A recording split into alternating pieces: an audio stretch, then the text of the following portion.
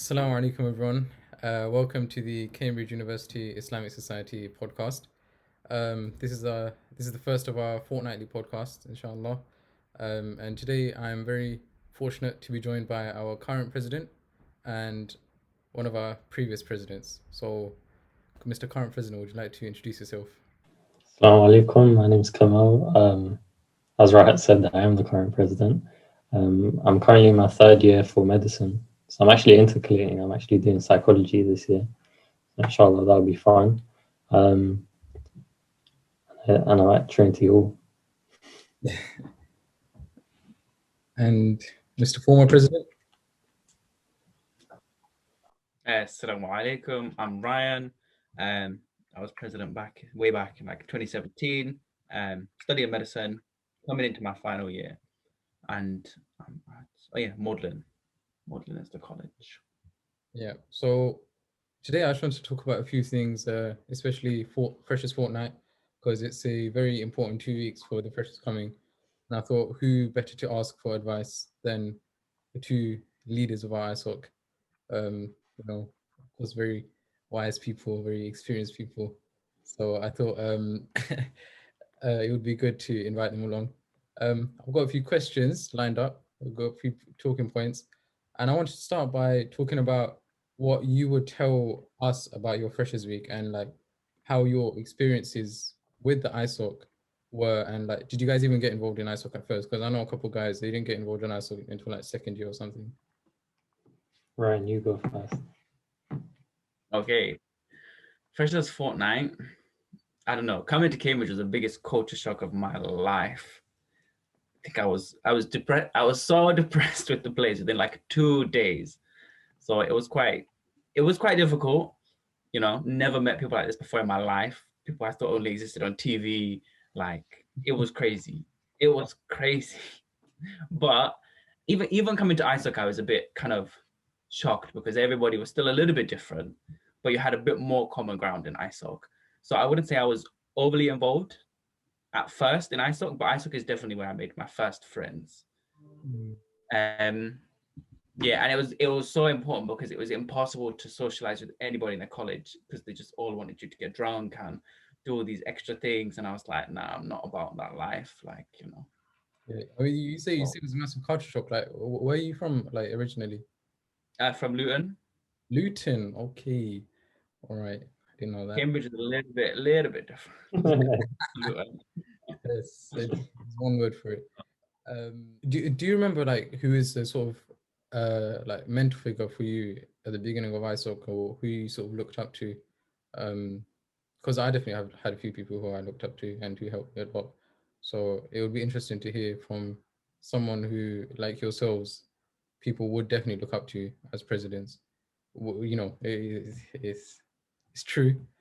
So in Freshers Fortnight, who did you guys sort of go to for help? Who did you look up to a bit?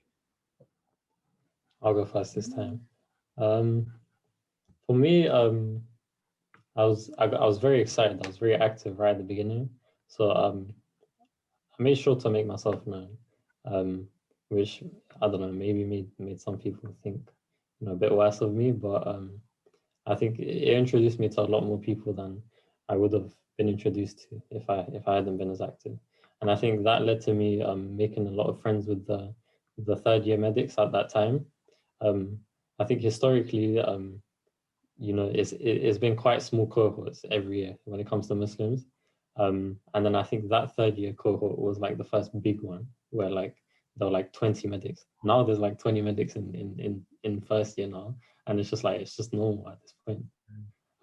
But for them, I think they were the first like big group. And for us, I think I was just able to make so many friends with them right away. And I started snaking the freshers, my fellow freshers, for a bit just to go chill with them. But then eventually I made, I found a bit of a balance. Yeah, I've heard a lot about this first year and third year medic relationship. Rahul, who is my third year medic in first, because we were both at a new museum site. I used to see him around. So, it was nice seeing faces like that at lunch, the prayer room in new museum site. It was always nice to see a familiar face around. someone you just have a bit of a chat with at lunch. But yeah, it's definitely important, I think, for freshers to have those sort of people that they do look up to, that they do feel that they can go to them if they need help, because ISoc is helping each other is such a fundamental part of it. Even Muhammad Khan, the brother who just graduated, he's been helping loads of us with our CVs. It's nuts. And he was telling me, oh no, it's all right, people did it for me, so I'm just continuing the tradition. And I think that's it's just very Islamic. It's funnily enough, in an Islamic society, it's very Islamic. So I think it's really important. But I don't know how it was, because the ISoc now is pretty big, but was it like the same sort of size, and how active was it back in your day, Ryan, when you were starting? So even way before you were president. It was still active, but it was much, much smaller. And I think, again, ISoc has changed a lot even over the past few years as Cambridge's access schemes and things like that have improved.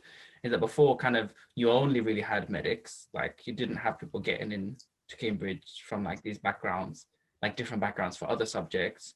And even within the medics, there wasn't a very large like representation of like working class people, and kind of it was a bit, I feel like it got, as time went on, I found it easier for me to like fit into ISoc as time went by. But at the same time, I still did make a lot of good friends in the ISoc at the start, and they were very supportive. They didn't necessarily have all the same problems at Cambridge, but they were still supportive, like nonetheless. So it was still like a good community to have around. But I don't really know what I would have done with that, to be honest.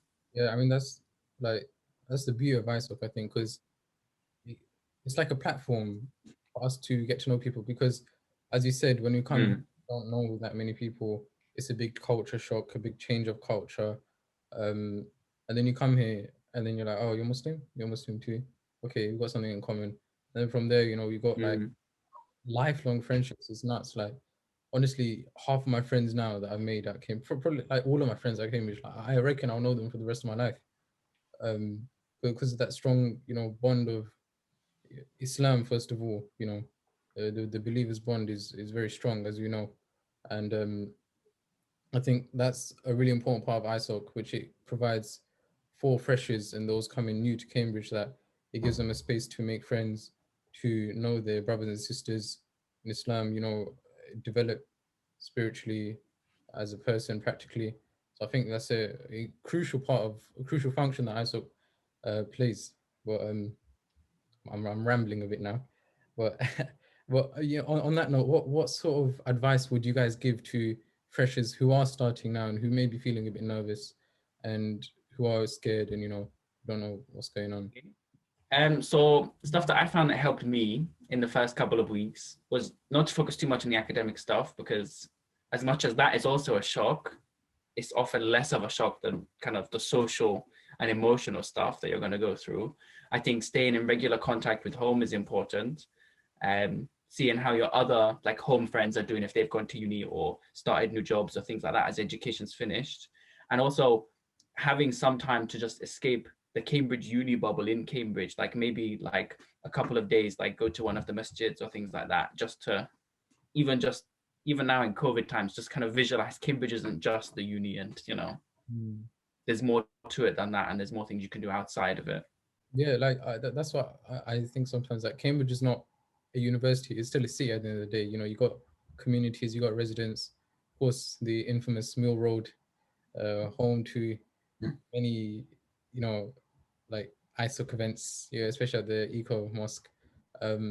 So yeah, I agree with you. I think, go to the masajid, especially the Eco Mosque, it's a great place. I think they've got a cafe there as well, which there are there, so you can study, but I'm not sure if it's open now because of COVID.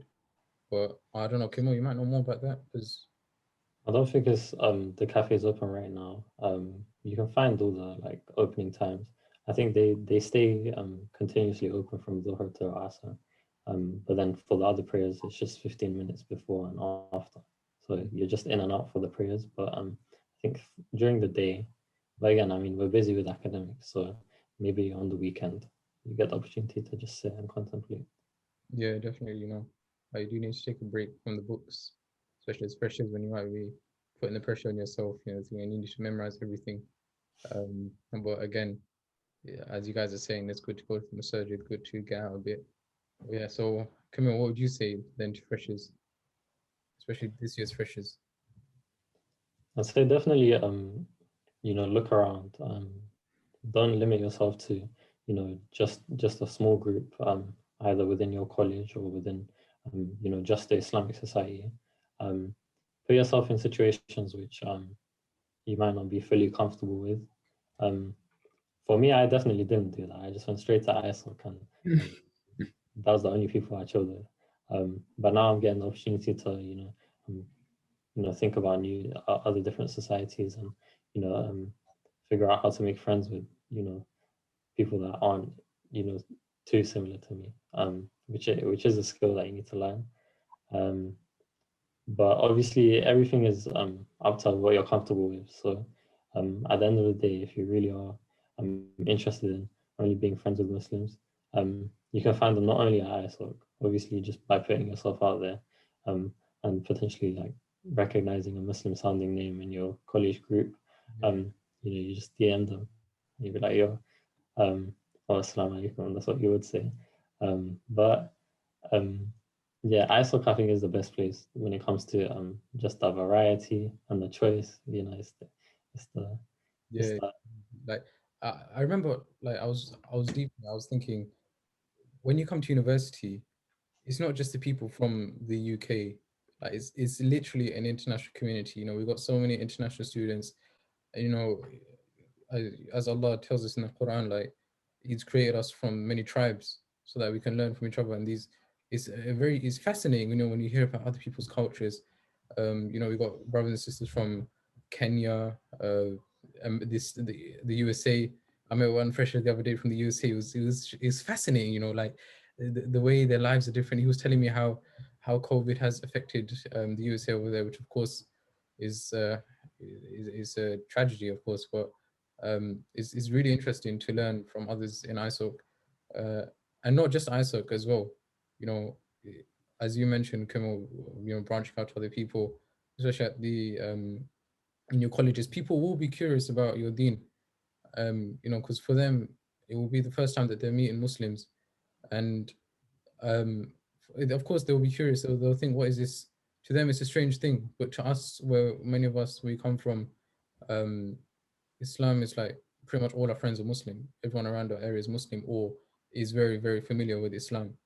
But when you come to places like Cambridge, where Islam is not you know, the dominant, not dominant, like the most popular religion, I don't know.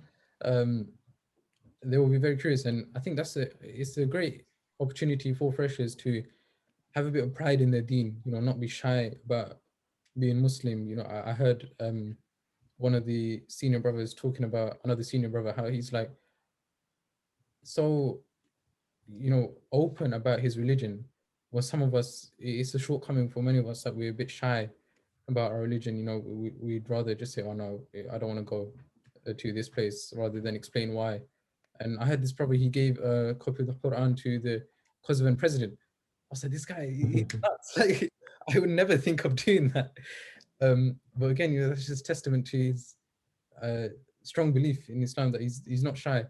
And I think that's very important for freshers to not be shy, to be happy to answer questions where they can answer questions, and be happy to explain to other um, freshers who are non-Muslim, especially in this day and age where the media portrays Islam and Muslims in a bad light. So again, it's up to us as freshers, as Muslims, when we come to these faraway places, meeting other people, that we do show them the the true Islam, which of course in itself is a very attractive thing. Um, so yeah, that's what I would say to freshers. But I wanted to move it on a bit to yourselves, especially, not just freshers. Why did you guys decide to run for president? Ryan, go first. You go first. Okay. So I wanted to be involved in ISOC. I was thinking about it in my second year. I became president in my for the third year I was going to be at uni, basically. But I was like, I've only been Muslim like a couple of years. I don't know if I know enough, and wasn't really confident enough to get involved. But then the third year came, and then effectively I was like, well, I definitely want to get involved now. I feel more confident and all these things. And then like nobody was running for president, and I was just like, well, why not? I was like, I want to, bring some good things into ISoc, add some kind of new events and things to do. And I was like, president is the role where I'm going to have the most ability to be able to do that. So why not? So you went on committee before you were president? Nope. Not even a subcommittee? Nope. Oh, wow. Okay. Oh, I didn't know that. It was very, very different. That's pretty mad. Pretty mad. What about you, Kamal? Because, of course, you were secretary before you were president. Yeah, So you know the inner workings of ISoc quite well before. yeah, but I mean, I need to stay in my lane when I was secretary. So I just really did the practical stuff. So when it came to like learning about how the role as president is, alhamdulillah, I had a good relationship with the president at the time. So then I started getting to see a little bit of the inner workings or outer workings, because the president, at least for now, has a more external kind of role. But when it came to running for president, I didn't want to do it. Just to be completely honest, like, yeah, I mean, academically, it's something that is going to affect it, and I know about it affecting previous presidents. So that was a factor, and also, obviously, the increased demands of you that come with that, and the expectations, and I mean, I don't set a very high standard for myself when it comes to either being serious or I'll be very self-critical, but now the addition of other people being there, that it is a challenge. So yeah, I didn't want to be president, but it got to a point where I mean, no one wanted to be president, so then someone had to become president. And a few of my friends got together, and we were just studying, but not really studying, just chilling, but saying that we're studying.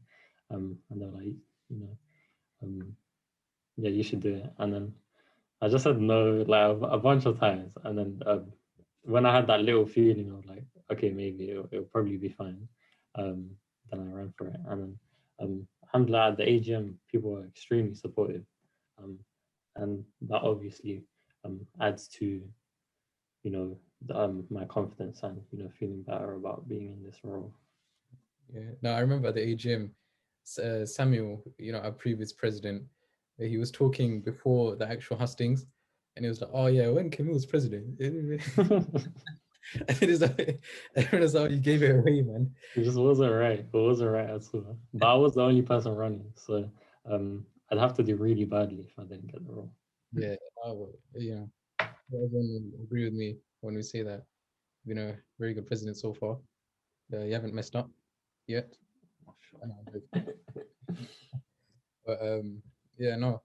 But going on from what you were talking about, you Camille, not wanting to go on for it, like now being in the president role, and you Ryan as well, when you were president, were there ever times where you guys like felt guilty for not living up to this sort of spiritual standard that people do expect to be? Because of course, naturally, as president of the Islamic society, one would assume that the president is a Islamic person, practicing of our deen. But at times, do you ever think, oh no, I'm not good enough, or any sort of thoughts like that? I mean, yeah, obviously. I think, I mean, alhamdulillah, I'm not like too worried about other people's criticisms. I think a lot of what I know about myself is going to be the biggest reason why I may not feel worthy of this kind of role. And I probably criticize myself more than anyone I know.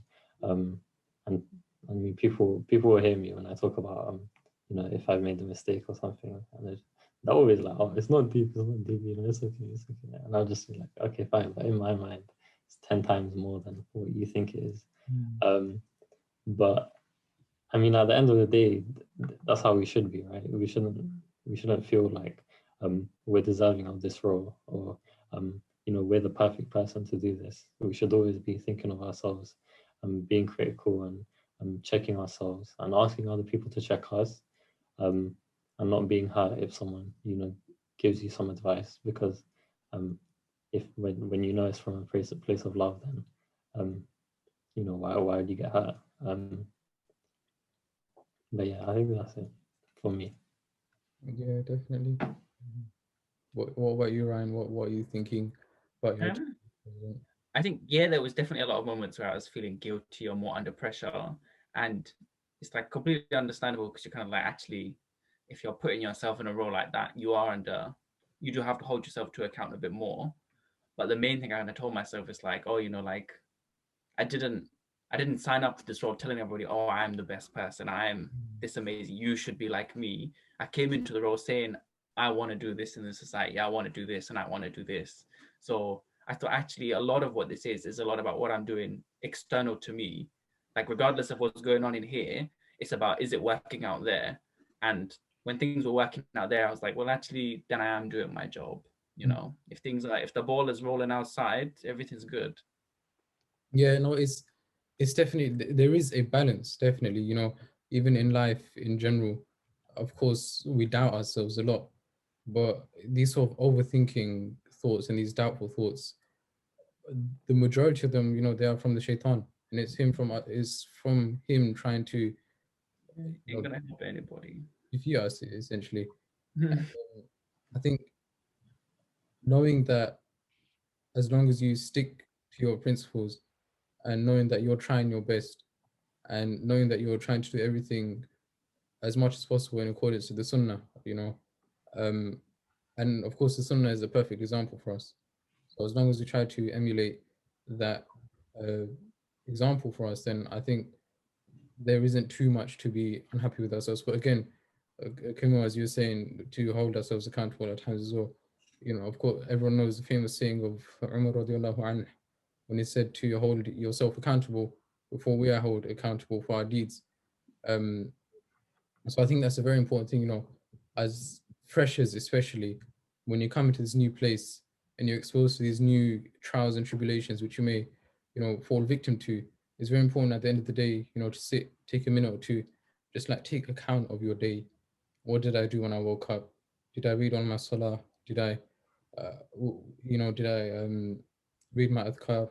Did I read some Quran? Did I talk to my parents? That's a very big thing that a lot of freshers do forget, that, you moved away from your parents, and often it is the first time for our parents where their kids are moving away. And of course, we know in Islam, the rights of the parents are incredible. So it's definitely important to think, have I called my mom? Have I called my dad? Have I spoken to my siblings? Am I still maintaining these ties of kinship? So that's definitely something that freshers should think about, going off on what you said. But I just wanted to finish off on a more wholesome note rather than a serious note. Um, what is the one thing that you love, about ISoc the most? I'm sure you love the entire society entirely, but what is one thing that you just, every time you think about it, just makes you smile about ISoc? Me first? Yeah, go Yeah. on. Okay. So for me, it just has to be the community. Like, what? You stole my answer.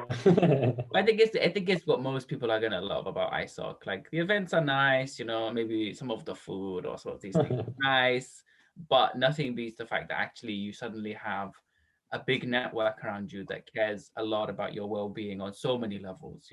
Are you emotionally okay? Are you spiritually okay? Academically, are you okay? And it just feels a lot more all-encompassing than you'd get like just from your college or something like this. And it kind of doesn't replace what you had kind of at home and things like that, but it is a pretty good kind of coping mechanism in between. Yeah. Yeah, ISoc definitely becomes your family when you move out. Yeah. Yeah, but Um, I think when the fact that it's the Islamic society and you're with your Muslim friends, you know that they love you for the sake of Allah, or they're all at least trying to love you for the sake of Allah, and that's the best kind of reason to love someone. It's the only real valid reason to love someone. If it's for selfish reasons, then I mean it still kind of makes sense, but it's not really valid, because that's for interest, isn't it? And you might find that outside of somewhere like ISoc, but you will have sincere people as well. And I think at the end of the day, it is the people. I mean, I just wrote down some short answers, and I just wrote people when I for that one, because from the beginning, when I saw that people had so much knowledge about the Quran and our religion, and I felt that I could benefit so much, from the first day that I met people in ISoc. And then I also saw people, from a similar area to me, who spoke like me. And then also just seeing the different type of people that I could relate to, people that I didn't expect that I'd be able to relate to. I was able to relate to on just like a fundamental level, and that fundamental level is our religion, because there's nothing better really to relate to someone on, because it's such a huge thing. And I think I've had the experience with other people of faith where believing in God is something that for me and this non-Muslim person is something that we share, and it's a very sweet sensation to be able to just be people of faith together. And then I think because I have so much of it with other Muslims, you kind of forget it. So then I think in a way that having that kind of interaction with another person of faith who wasn't Muslim made me truly appreciate what I have with people who not only believe in the same God as me, but believe in it in the same way. We have so much more in common through that. Yeah, they definitely that's one thing I really like about ISoc. So like the love between the people is you just feel it in the events. It's just all good vibes. You see each other, you're smiling, you're laughing, you're chilling, you forget about the stress of your degree. So yeah, I agree. For freshers especially, just come to ISoc, man. It's just all good vibes. It's all good. Everyone gets along really well. Plays a very instrumental part in all of our lives. So yeah, I guess that's everything that I wanted to discuss today with regards to Freshers Fortnight. Thank you very much for the both of you for coming on. Thank you. Thank you for having us. Jazakallah khair. No, it's an honor. No, no. Oh Lord. Oh Lord. No, of course, we're very privileged to have two people like you come on and give your insights and thoughts. But yeah, hope to see everyone tuning in to the next podcast. Assalamu alaikum. Wa alaikum salam. Damn. The wave.